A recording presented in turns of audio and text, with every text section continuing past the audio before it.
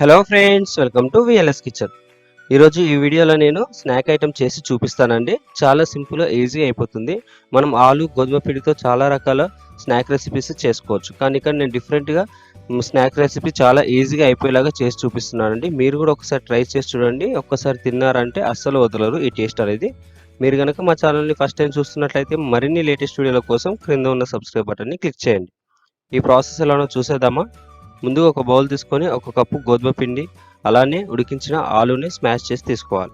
ఇందులోనే కట్ చేసిన ఉల్లిపాయలు, పచ్చిమిర్చి, కరివేపాకు రెమ్మలు, కొత్తిమీర, కొద్దిగా పుదీనా వేసుకోవాలి.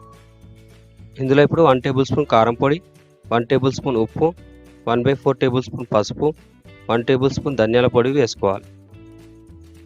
ఇలా అన్ని ఇంగ్రీడియంట్స్ వేసుకున్న తర్వాత మొత్తం కలిసేలాగా ఈ విధంగా కలుపుకోవాలి.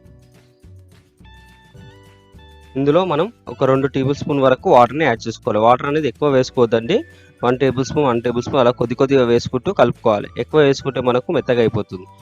చూడండి, మనకి ఈ విధంగా ఉంటే సరిపోతుంది. మనకు పూరి చపాతి పిండిలా కాకుండా ఇంకొంచెం మెత్తగా అనేది అవ్వాలి.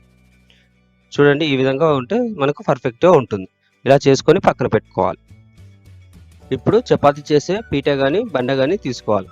ఇలా తీసుకొని దీనిపైన ఆయిల్ కొద్దిగా వేసి మొత్తం బండకి అప్లై చేసుకోవాలి. దీనిపైన ఇంతకుముందు ప్రిపేర్ చేసిన ముద్దను వేసుకోవాలి. ఈ విధంగా ముద్దను చేతితో అన్ని వైపులా ప్రెస్ చేసుకోవాలి. మనం చపాతీ కర్రతో చేస్తే మనకు చపాతీ కర్రకు పిండి అనేది అతుక్కపోతుందండి, ఎందుకంటే మెత్తగా ఉంది కాబట్టి. మనం ఈ విధంగా మొత్తం ప్రెస్ చేసుకోవాలి.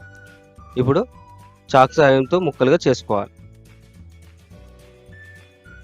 మనం పిజ్జా స్టైల్లో ఇలా 6 ముక్కలు చేస్తున్నానండి. మీరు కావాలంటే 8 ముక్కలు కూడా చేసుకోవచ్చు. మనకు కావాల్సిన పీసు ఏ సైజులో కావాలో అలా కట్ చేసుకోవాలి.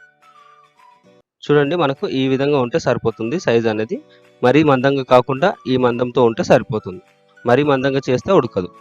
ఇప్పుడు డీప్ ఫ్రైకి సరిపడా ఆయిల్ తీసుకోవాలి. ఆయిల్ వేడి అయిన తర్వాత అందులో ఒక్కొక్కటిగా పీస్ అనేది వేసుకోవాలి. మనకు ప్యాన్లో ఎన్ని పడితే అన్నీ వేసుకోవాలండి. ఎక్కువ వేసుకుంటే అతుక్కపోతాయి. ఇక్కడ ప్యాన్లో 3 మాత్రమే పట్టాయి కాబట్టి నేను 3 మాత్రమే వేస్తున్నాను. ఇలా ప్యాన్లో వేసిన తర్వాత మంట అనేది మీడియం ఫ్లేమ్లో పెట్టుకొని మనకు కొద్దిగా గోల్డెన్ కలర్ వచ్చేలాగా వేయించుకోవాలి. ఈ విధంగా గోల్డెన్ కలర్ వచ్చిన తర్వాత మనం ఇంకో వైపుకు తిప్పుకోవాలి. మరీ ఎక్కువసేపు ఉంటే మాడిపోతాయండి. అలా కాకుండా మనం చూసుకోవాలి వేగేటప్పుడు. ఇలా తిప్పిన తర్వాత 1 నుంచి 2 నిమిషాల పాటు గోల్డెన్ కలర్ వచ్చేలాగా మీడియం ఫ్లేమ్లో ఉంచుకోవాలి. చూడండి, మనకి ఈ విధంగా ఉంటే సరిపోతుంది. ఈ కలర్లోకి వచ్చిన తర్వాత నెమ్మదిగా ఒక్కొక్కటిగా తీసుకోవాలి. ఇలా తీసుకొని మనం ప్లేట్లోకి ట్రాన్స్ఫర్ చేసుకోవాలి. వర్షం పడ్డప్పుడు లేదా వెదర్ చల్లగా ఉన్నప్పుడు మనకి ఏదైనా వేడివేడిగా తినాలనిపించినప్పుడు ఇలా ఇంట్లోని గోధుమ పిండి ఆలుతోని స్నాక్ లాగా చేసుకొని తింటే చాలా ఉంటుందండి. వేడివేడిగా తింటే మీరు కూడా ఎప్పుడైనా కుదిరితే ఈ విధంగా ట్రై చేసి చూడండి. ఇప్పుడు మనం మిగిలిన పీసెస్ కూడా ఆయిల్లో వేసుకుందాం. వీటిని కూడా కొద్దిగా గోల్డెన్ కలర్ లాగా వచ్చేలాగా చూసుకొని ఒక ప్లేట్లోకి ట్రాన్స్ఫర్ చేసుకోవాలి.